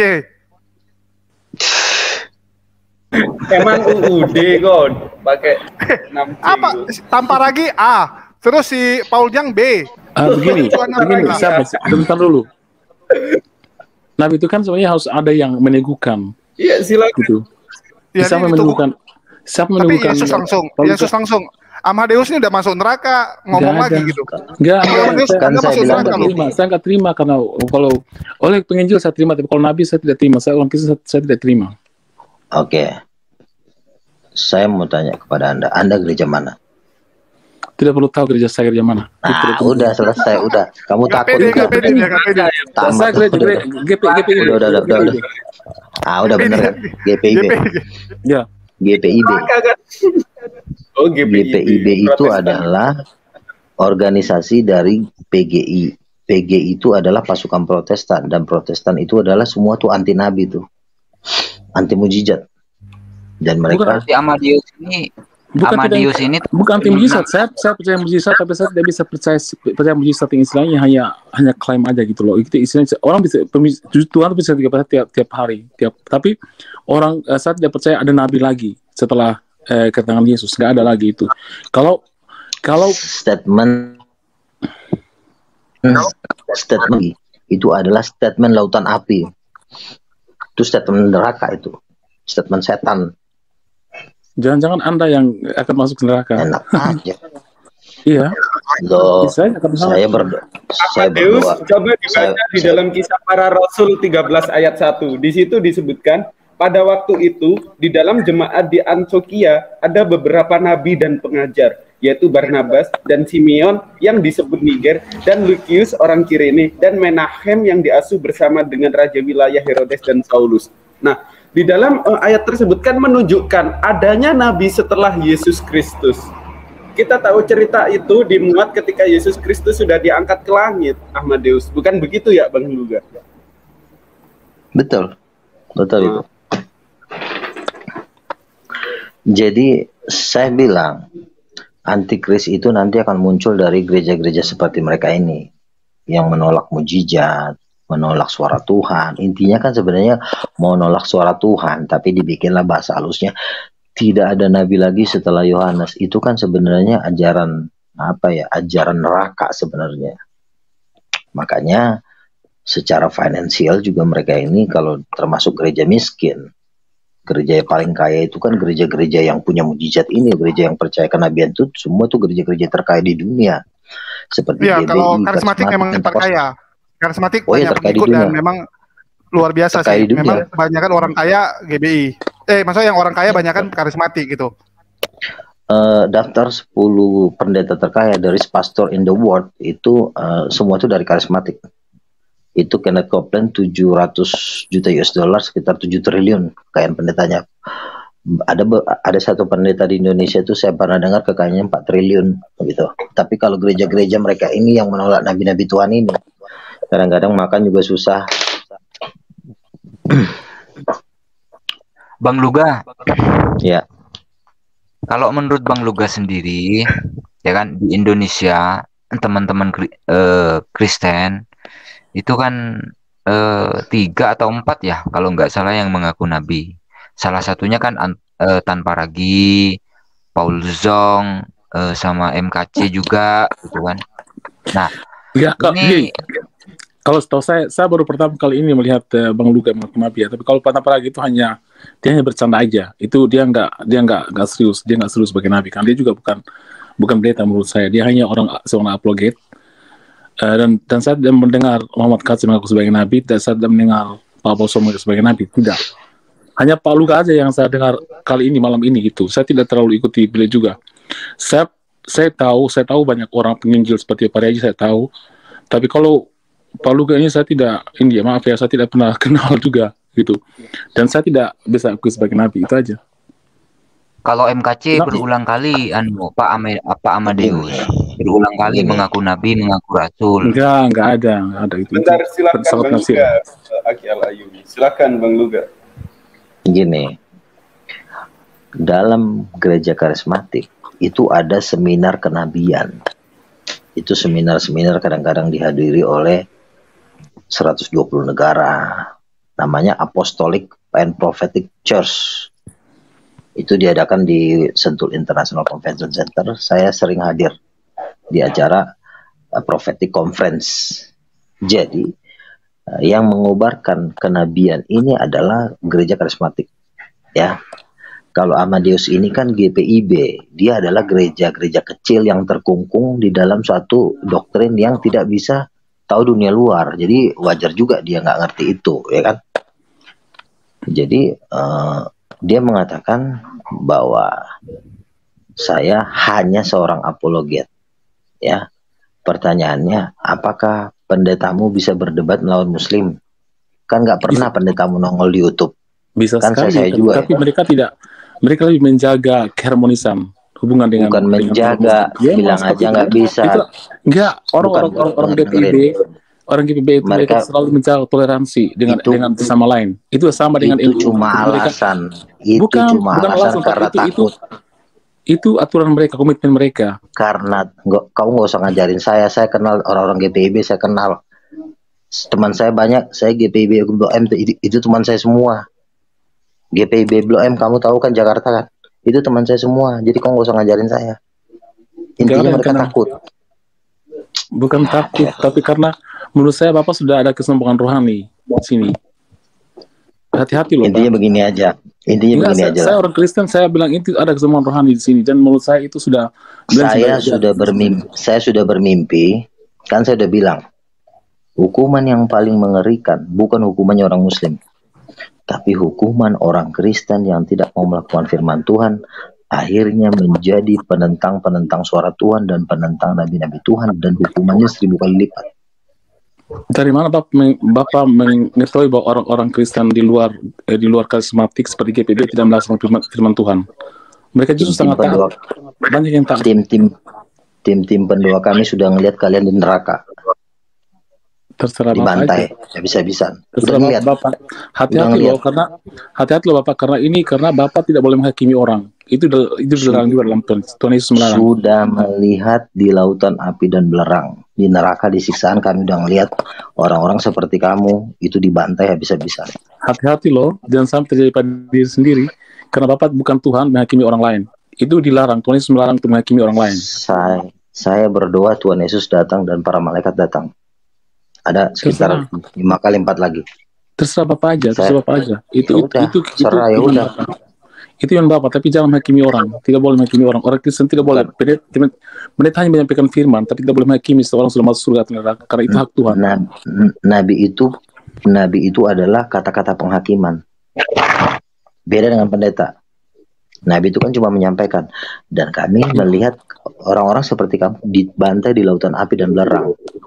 Tapi Bapak kan mengakui itu sebagai nabi sendiri, tidak ada yang menemukan Bapak, tidak ada yang menempatkan Bapak sebagai nabi kan? Sendiri yang mengakui, saya punya mujizat, saya punya tim, bukan saya sendiri jadi nabi. Saya tidak pernah melihat. Maria, kamu nggak pernah ngeliat, makanya kamu nonton tiap hari. Baru nongol juga. Saya sangat pendeta saya yang lebih taat kepada Tuhan, tidak sombong, dan mereka sangat rendah hati memberitakan Tuhan. Itu bukan masalah sombong, tetapi kebenaran. Memang kau nolak suara Tuhan, kau dibantai di neraka. Itu tim kita udah sering ngeliat itu. Suara pendeta saya juga suara Tuhan. Bang Luga, siapa mengangkat Anda tadi, Bang Luga? Mujizat itu meneguhkan apa yang saya katakan. Mujizat dari mana, Bang Luga? Mujizat dari mana? Loh, saya doang ngeliat malaikat, melihat Tuhan Yesus datang pada saat kami berdoa. Oke, saya tanya bentuk Tuhan Yesus bagaimana, Bang Luga? Saya Kristen ya, Bang Luga. Jangan bikin malu kita Kristen di sini, Bang Luga. Bagaimana bentuk Yesus, Bang Luga? Bagaimana rupanya? Waktu itu kami ngelihat dia pakai jubah emas, wajahnya seperti matahari. Hati-hati terhadap setan yang meramal sebagai mereka terang juga. Itu ada juga dalam Injil. Udahlah, kau masuk lautan api dan berang lah, banyak ngomong. Hati-hati Pak, Pak bukan Tuhan ya. Ini Tuhan sendiri. Tuhan melarang kita udah ngelihat sama. Itu penting sekali, hanya menyampaikan firman tapi tidak boleh menghakimi. Ya memang bukan menghakimi saya. Bang kan saya udah mimpi. Pendeta Esra Soru adalah pendeta 66. Saya udah mimpi kan, berarti benar. Kayak kamu manusianya. Mimpi itu Bang Luga belum tentu benar, Bang Luga. Siapa tahu dari setan. Iyalah, kayak setan dia nih. Saya pernah fight dengan pemilik 28 jit jarak 1 meter. Dia ngeliat badan saya keluar api, dia pingsan, dia jatuh. Malam itu terima Yesus. Mana saksinya? Saksinya siapa? Apakah ada videonya? Ada saksinya banyak. Loh iya, tolong diceritakan sama kami. Dia pernah bersaksi ke sini. Bisa saya expose nanti di YouTube, bisa. Gampang itu. Saya percaya mujizat, tapi bapak-bapak punya penyampaian itu terlalu apa ya, saya nggak tahu ya. Ini bukan hamba Tuhan menurut saya. Udah cara penyampaian terlalu ini. Jadi kan saya dibilang siksaanmu lautan api dan berang 1000 kali lipat. Nggak usah banyak ngomong lah. Kalau saya Bang Luga mau nanya. Boleh. Bang Luga mau nanya. Silakan Pak Debata. Oke. Waktu nggak ada yang hormati nabinya. Waktu Bang Luga, kan saya bilang begini, kan saya bilang bentar Pak ya. Ada dua kekuatan besar di dalam gereja, kekuatan karismatik dan kekuatan Protestan. Saya karismatik loh, saya karismatik. Karismatik mana? Saya GPDI. Yang mana? Apa? GPDI juga. Saya GBI pusat. GPDI saya Pak Deba, tapi saya GPDI juga masih GPDI juga kadang-kadang masih ada aneh-anehnya Pak. Nah, tadi bilang karismatik. Iya, karismatik yang benar-benar, yang karismatik yang benar-benar pure itu sebenarnya GBI. Karismatik pertama kan GPDI Pak Luka. Iya, tapi kan GPDI itu dulu hebat, sekarang udah kayak sayur kadang-kadang. Gerejanya semua miskin-miskin. Jangan mengukur kesuksesan itu dengan melihat orang miskin Bapak. Itu bukan satu penilaian. Bukan. Tuhan tidak pernah melihat orang miskin atau kaya, tapi melihat hatimu. Bukan masalah miskin atau kaya. Jangan. Gantian dong. Silakan. Sekarang gilirannya Pak Debata. Oke, saya mau nanya Bang Luga. Waktu Tuhan berapa lama Tuhan di dunia ya? 3,5 tahun. Setengah tahun? 3,5. Hitungannya dari mana Bang Luga? Artinya dia memulai pelayanannya. Kalau dia hidup selama di bumi ya 33,5 tahun. Itu menurut manusia, kan menurut Tuhan beda tahunnya dengan manusia. Ya terus gimana lah? Jawab aja kan gimana yang benarnya. Enggak, maksud saya gini kan, mungkin sama gini. Untuk satu tahun untuk satu hari untuk Tuhan berapa ribu tahun, berapa tahun sama manusia gitu. 1000 tahun. Berarti kalau dihitung berapa waktu itu Tuhan di dunia?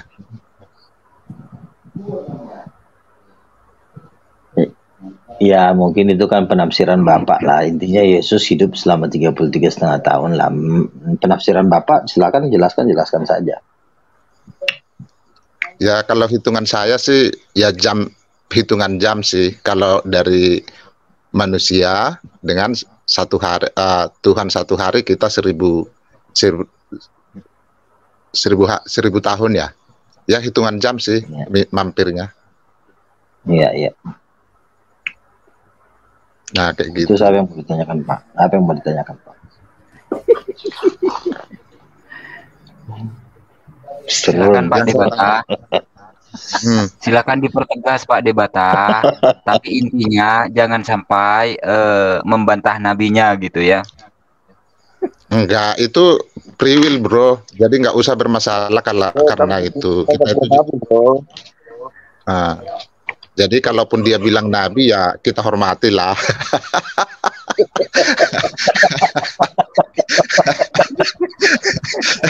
Itu kan bebas lah. Ya itu. Jadi kalau kita bermasalah dengan itu akhirnya kita yang kurang bersalah bro. Soal masalah itu saya nggak bermasalah gitu. Ya masalah saya juga bangga kalau dia memang kalau dia jadi nabi aku juga bangga, nggak masalah.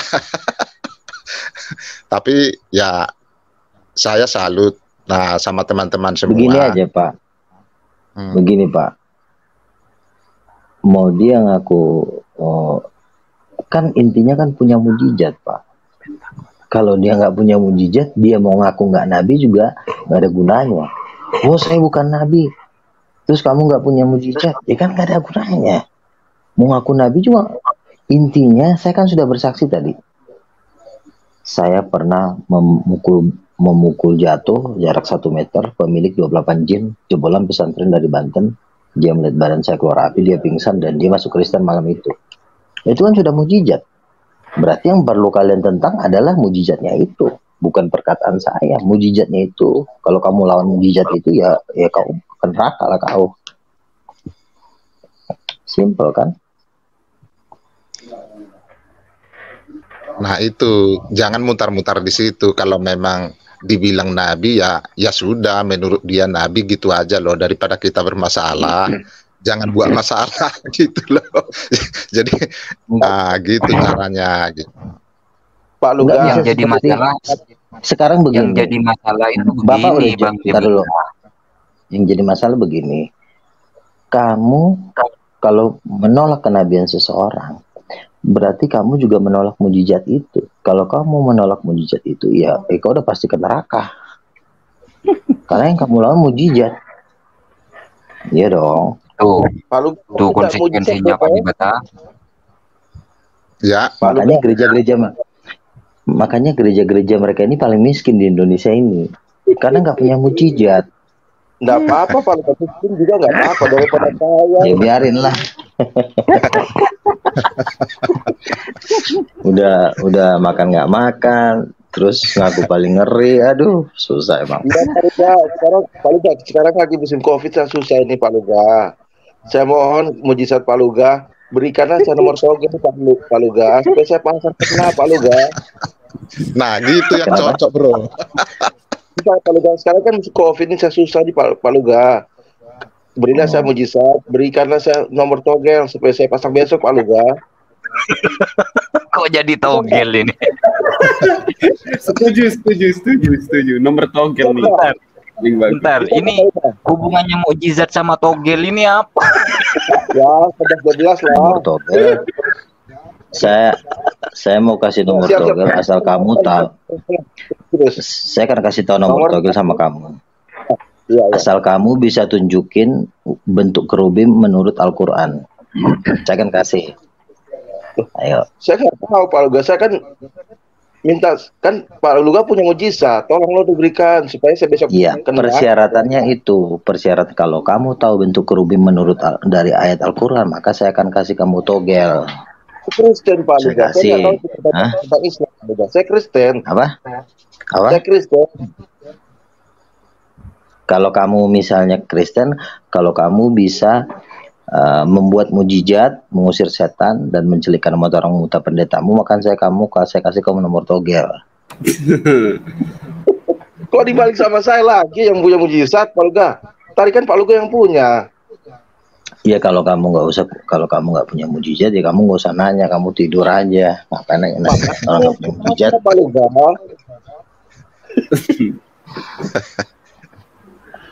Iya dong. Pak Luga, memangnya pendeta tuh harus kaya sekali loh Pak Luga. Tidak punya mujizat. Kalau nggak punya mujizat, baik pendeta maupun Islam ya suruh makan gorengan aja. Kalau nggak punya mujizat kan nggak ada gunanya.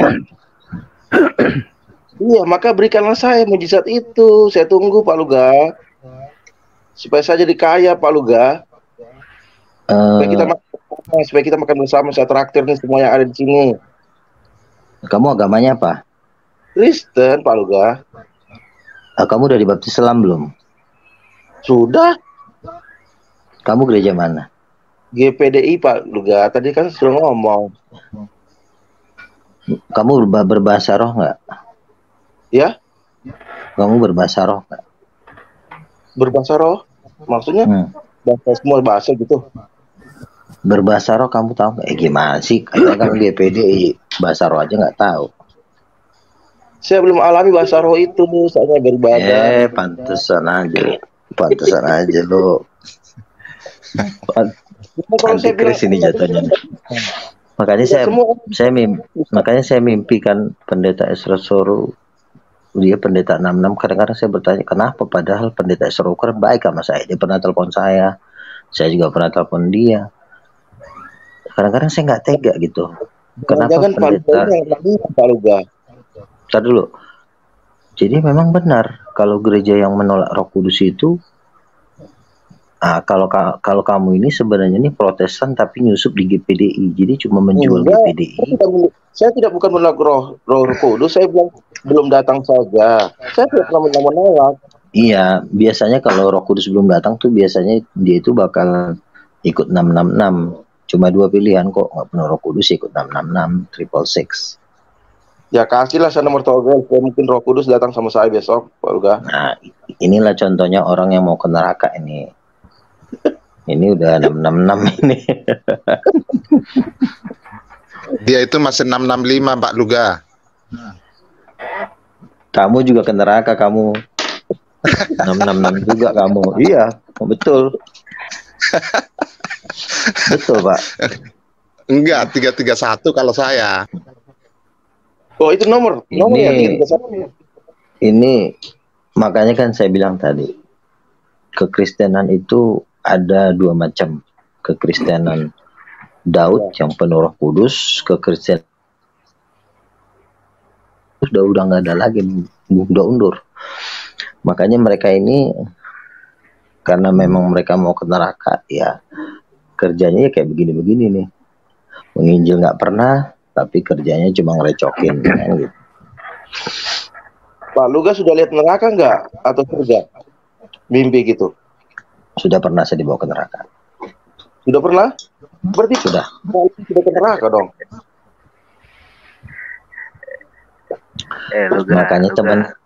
Makanya teman saya melihat orang-orang seperti kamu tuh hukumannya 1000 kali lipat. Oh ya? Kemarin teman saya si Paulus, dia dibawa ke neraka, dia ketemu John Lennon digantung terbalik. Pak Paulus teman saya. John Lennon yang penyanyi itu Bang juga. Betul.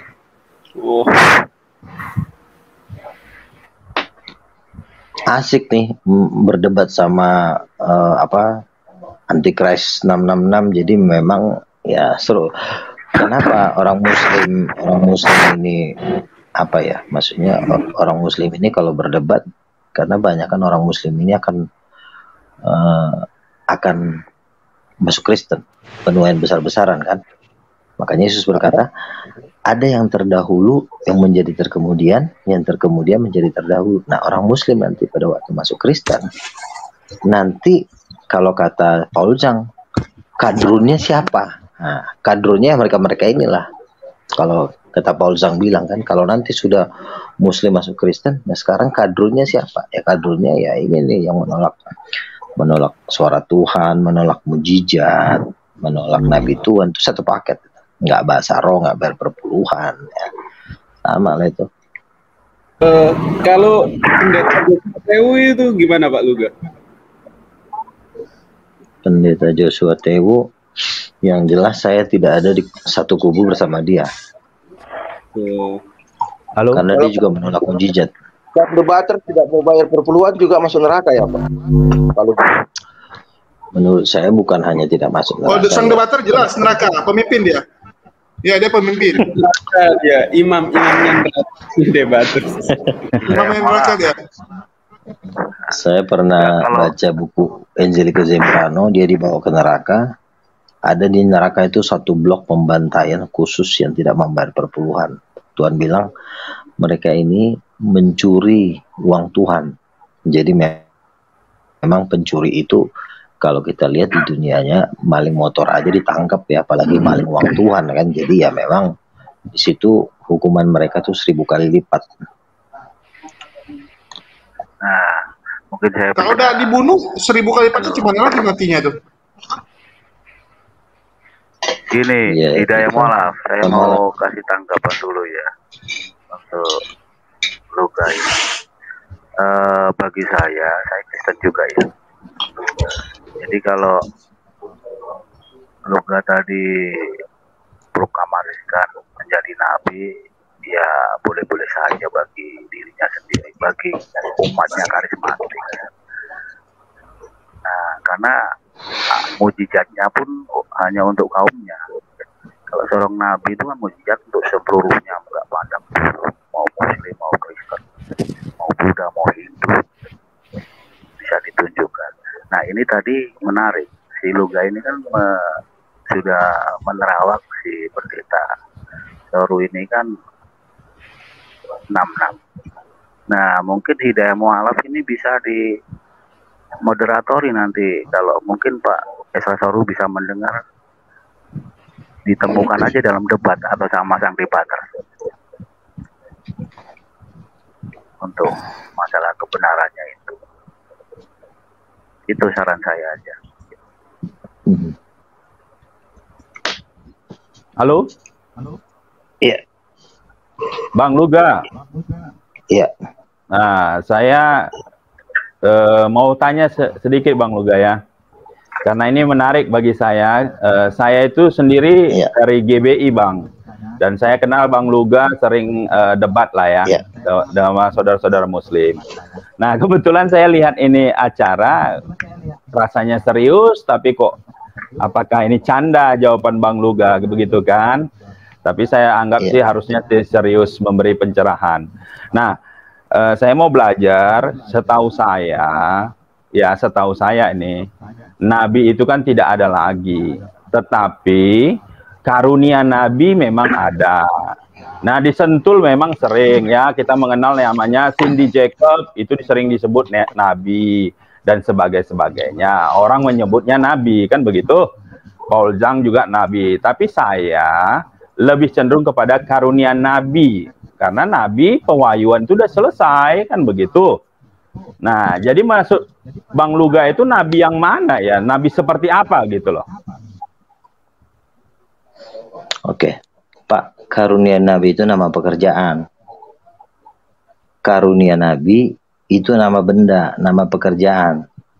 Orang yang mendapat karunia Nabi disebut Nabi.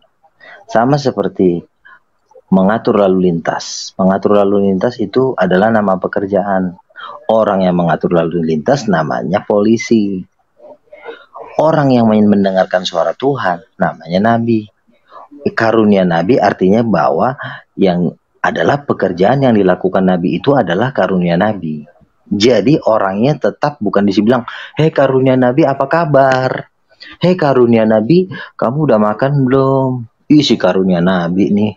Kan lucu Pak kalau Bapak manggil, woi karunia Nabi. Woi, kalau misalnya Bapak memanggil pendeta Bapak, kan Bapak bilang, halo Pak Pendeta. Bukan halo yang berkhotbah, halo yang bernubuat, halo yang berkobar-kobar, kan nggak begitu Pak. Nabi itu adalah nama orang yang melakukan pekerjaan. Karunia Nabi itu adalah suatu pekerjaan. Begitu. Jadi karunia Nabi itu ya nggak salah juga. Memang ada perbedaan Nabi Perjanjian Lama dengan Nabi Perjanjian Baru. Nabi Perjanjian Lama itu menulis Alkitab. Nih, kitab. Dan itu sudah selesai di Yohanes Pembaptis. Ya, inilah dasar dari kenabian. Lalu Nabi Perjanjian Baru fungsinya apa? Fungsinya tidak lari dari Alkitab, tetapi misalnya besok akan terjadi tsunami di Jakarta. Itu kan nggak perlu saya tulis. Maka kitab Luga 1 ayat 2 menuliskan tsunami akan terjadi di Jakarta jam 3. Kan lucu Pak. Padahal Nabi kan dari bangsa Israel. Nabi yang menulis Alkitab dari bangsa Israel, tetapi Nabi yang mendengarkan suara Tuhan tetapi tidak menyimpang dari Alkitab itu dari bangsa-bangsa. Makanya 24 tua-tua itu 24 bangsa Israel, 12 bangsa Israel, 12 lagi bangsa-bangsa. Begitu. Ya. Saya juga tahu itu Pak. Sebentar Bang Luga, Batak juga keturunan Efraim, juga keturunan Bani Israel, ya kan Bang Luga? Itu mungkin nanti bisa kita bahas di sesi selanjutnya lah. Tapi mungkin, halo, saya nambah dikit ya. Tapi menurut saya ini perlu dijelaskan Bang Luga, karena apa? Nanti orang salah persepsi, sehingga apa? Di Kristen itu banyak nabi ternyata ya. Kalau saya tetap berpandangan bahwa nabi itu sudah selesai, pewahyuan itu sudah selesai, ditutup. Inspirasi pencerahan itu memang masih ada sampai sekarang. Tapi wahyu Tuhan itu sudah selesai. Begini Pak. Ya. Bapak kan di GBI. Ya. Bapak kan di GBI kan? Ya. Bapak Bapak juga harus menyadari, karena GBI ini kaya, banyak penyusup-penyusup. Artinya mereka adalah orang Protestan, mereka adalah orang Reform. Masuk ngambil sinode GBI. Sinodenya kan bisa dibayar. Saya GBI loh, tetapi otaknya tetap anti-Christ. Ada satu gereja di Cawang, di Sarjo, itu mereka nggak boleh baptis Islam, tapi GBI. Gitu loh. Jadi memang banyak orang menjual nama GBI tetapi masih membawa doktrin lama. Tetapi kalau doktrin yang serius, ya itu yang saya bilang, salah satu contohnya adalah Pendeta Niko dan Pendeta Pariaji, karena saya berada di grup ini, gitu loh. Artinya saya juga mendapatkan pengajaran dari mereka, dan mereka mengatakan Cindy Jacob nabi, bukan karunia nabi. Woi, karunia nabi. Misalnya gini, inilah pengkhotbah kita dari Amerika. Siapakah dia? Ya, karunia nabi Cindy Jacob. Kan lucu, Pak. Bapak, masa Bapak ngomong karunia nabi Cindy Jacob? Harusnya Bapak Profet Cindy Jacob, Profet Joshua, bukan karunia nabi Cindy Jacob. Kan saya bilang karunia nabi itu adalah nama pekerjaan. Nabi adalah orang yang melakukan pekerjaan. Aduh. Iya, betul. Makanya saya setuju. Saya juga di Pak Niko, Pak. Saya Pak Niko, saya ngerti pengajarannya. Cuman ya sekarang saja ini lebih ditegaskan lagi ya di bulan Februari ini di Menara Doa Pelayan Jemaat ya. GBI itu bukan beraliran ke karismatik, Pak. Pentakosta klasik ya. Doktrinnya itu lebih kepada Pentakosta klasik. Nah, saya mengatakan kita nggak ada nabi lagi, Pak. Karunia nabi iya. Kalau enggak banyak ya, kali udah, nabi, Pak. Wah, gitu loh, ya. Ya udah gini aja lah. Intinya gini aja lah. Bapak nggak usah ngerecokin. Kalau Bapak percaya mujizat, saya percaya mujizat. Saya juga percaya mujizat. Saya juga melakukan kok kalau Tuhan kasih. Bapak hamba Tuhan bukan? Bapak hamba Tuhan bukan? Betul.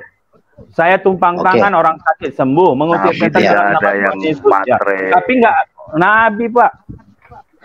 Ya udah, kalau Bapak nggak mau, kalau Bapak tetap menjadi karunia nabi, ya Bapak itu urusan Bapak lah, seralah. Ya, udah terusin. Maksud saya begini, yang lain aja. Bang Luga itu kan setahu saya apologet luar biasa. Cuman kok malam ini agak aneh begitu. Apakah ini hanya sekedar lucu-lucuan di channelmu Hidayah atau serius gitu? Dampaknya itu yang Bapak kalau menganggap ini jadi lucuan-lucuan, Bapak masuk dapur api loh. Bener. Saya tetap masuk surga, Pak. Iman saya. Bang Luga, Yesus sudah selamatkan. Nah, banyak ngomong loh. Cuma aneh, hari ini aneh. Udah, tidak. Bang Luga, tahu nih, tukang gorengan masuk aja. Bang Luga, begini Bang Luga. Ini pertanyaan terakhir dari saya ya. Dan mungkin saya langsung off karena di sini sudah larut malam. Begini Bang Luga, teman-teman yang dari Kristen ini kan semuanya kan percaya Yesus kan? Yang berapa orang? Yang 4 orang ini kan percaya Yesus kan? Percaya penebusan dosa, kematian Yesus di kayu salib, gitu kan? Iya. Nah, ini kalau menurut Bang Luga, teman-teman yang percaya tentang penebusan dosa itu tapi tidak mengakui Bang Luga sebagai nabi, mereka masuk neraka apa masuk surga atau gimana Bang Luga? Gini, waktu di zaman ahli-ahli Taurat, kan ahli-ahli Taurat juga kan percaya Hasem, percaya Yahweh kan? Tetapi ahli-ahli Taurat ini tidak mau percaya Yohanes Pembaptis. Ini kasusnya sama nih. Jadi kalau di zaman dulu kasusnya adalah ahli-ahli Taurat. Kalau dulu kan ahli Taurat itu kan pendeta-pendeta, gembala-gembala sidang. Gembala-gembala sidang ini mereka percaya Yahweh, tapi mereka tidak percaya Yesus sebagai Mesias. Mereka juga tidak percayai Nabi Yohanes sebagai pembaptis. Dan Yesus berkata di Matius 23 ayat 33, mereka ini masuk dalam dapur api, lautan api dan belerang. Hukuman mereka ini 1000 kali lipat dibanding Muslim. Kalau Muslim mungkin palanya dipecahin sekali, kalau mereka ini 1000 kali. Jadi ini termasuk kejahatan yang sangat luar biasa. Kejahatan di atas segala kejahatan. Ini udah berkata, inilah yang disebut dengan menghujat Roh Kudus. Ya, jadi dosanya ini udah sangat serius. Karena kalau kita lihat, mereka inilah yang nanti menghalang-halangi orang memberitakan Injil. Makanya Gitu. tadi kan sudah aku bilang. Jadi kalau menurut Kalau saya sih setuju aja kalau Luga menjadi nabi, tapi nabi untuk karismatik, mujizatnya untuk karismatik sendiri. Iya, tes. Kalau Saya yang penting, yang penting tidak mendoakan. bikin hadis, yang penting tidak bikin hadis untuk kayak Muslim. Itu aja. Silahkan. Jadi kesimpulannya, teman-teman Kristen ini, Nih, teman-teman saya baca, ini, saya baca ayatnya ya. Saya baca ayatnya. Yohanes 3 ayat 5. Aku berkata kepadamu, sesungguhnya seorang jika dia tidak dilahirkan dari air dan roh, dia tidak masuk kerajaan Allah. Jadi mereka ini berkata Kristen-Kristen yang tidak dibaptis Roh Kudus. Ya, mereka ini Kristen-Kristen yang tidak dibaptis Roh Kudus. Jadi mereka ini masuk dapi. Jadi di dalam kekristenan itu simpel aja kok. Karena kekristenan itu satu. Kalau mereka sudah membuat kubu baru, ya mereka akan neraka lah. jadi Ini kan, menurut Bang Luka, intinya kan mau ngelawan. Intinya kan mau ngelawan. Intinya kan mau ngatain setan sebenarnya. Ya. Iya, kesimpulannya. Ya kan intinya kan itu. Kesimpulan. Teman-teman Kristen ini menurut Bang Luga masuk neraka karena tidak menerima kenabian Bang Luga, meskipun mereka percaya tentang penebusan kita, gitu ya. Begini. Saya kan sudah bilang, seorang nabi itu tidak sendiri. Saya selalu ada tim rombongan nabi lah. Pada dalam kita pada rombongan nabi. Rombongan nabi saya itu adalah saya satu dengan Pendeta Pariaji, Pendeta Niko, Pendeta Tony, Pendeta Philip Mantopa, sama-sama punya karunia. Tolong si Pak Hutar di mute dulu tuh. Iya kan? Jadi saya mengatakan mendapatkan sesuatu kenabian atau nabi dari Tuhan, saya kan tidak sendiri, kecuali saya sendiri. Saya mengatakan saya satu dengan Pendeta Pariaji, Pendeta Niko, Pendeta Dautoni, Hatna Hats dan Mary Catherine Baxter, Ricardo Sid, Jerokli. Itu adalah nama-nama, saya katakanlah ada 100 nabi Tuhan yang berdiri bersama dengan saya. Jadi saya nggak sendiri. Yang sama juga nubuatannya dengan saya. Begitu. Nah, siapa yang melawan rombongan nabi-nabi Tuhan ini? Ya bukan lautan api lagi, tai kucing yang dibakar. Oh, kesimpulannya begitu ya? Iya, bukan cuma lautan api tapi tai kucing dibakar, udah sampai jadi darah. Meskipun ini ya Bang Tapi Luka Pak ya. Niko nggak pernah mengaku nabi loh Pak, Bang. Pak Niko nggak pernah mengaku nabi. Nabi jorok ini. Pak Niko itu sebenarnya nabi Tuhan. Tidak, beliau tidak pernah. Pak Niko mengaku rasul. Rasul, karunian rasul ya. Saya itu dapat 3.